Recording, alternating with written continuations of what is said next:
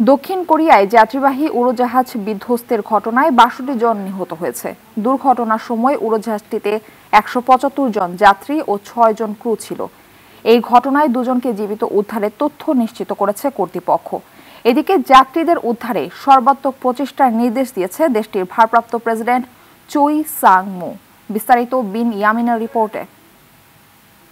বছর শেষের খুশি নগদে হবে বেশি। নগদ পেমেন্টে নির্দিষ্ট ক্যাটাগরির কেনাকাটায় ৩০০ টাকা পর্যন্ত ক্যাশব্যাক। রোববার ভোরে দক্ষিণ কোরিয়ার দক্ষিণাঞ্চলে মুয়ান আন্তর্জাতিক বিমানবন্দরে উড়োজাহাজটি বিধ্বস্ত হয়। থাইল্যান্ড থেকে আসা জেজু এয়ারের এই উড়োজাহাজটি অবতরণের সময় ছিটকে পড়ে রানওয়ে থেকে। দুর্ঘটনার সময় উড়োজাহাজে ক্রু সহ আরোহী ছিল ১৮১ জন।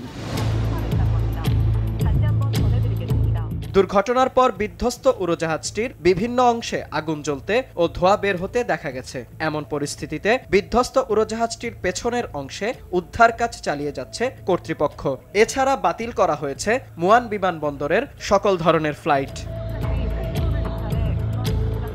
এ ঘটনায় এখনো পর্যন্ত দুজনকে জীবিত উদ্ধার করেছে উদ্ধারকর্মীরা। তবে হতাহতের সংখ্যা আরও বাড়তে পারে বলে আশঙ্কা করছেন তারা। বছর শেষের খুশি নগদে হবে বেশি। নগদ পেমেন্টে নির্দিষ্ট ক্যাটাগরির কেনাকাটায় ৩০০ টাকা পর্যন্ত ক্যাশব্যাক। এদিকে কর্তৃপক্ষ নিশ্চিত করেন উদ্ধার কার্যক্রম অব্যাহত থাকবে।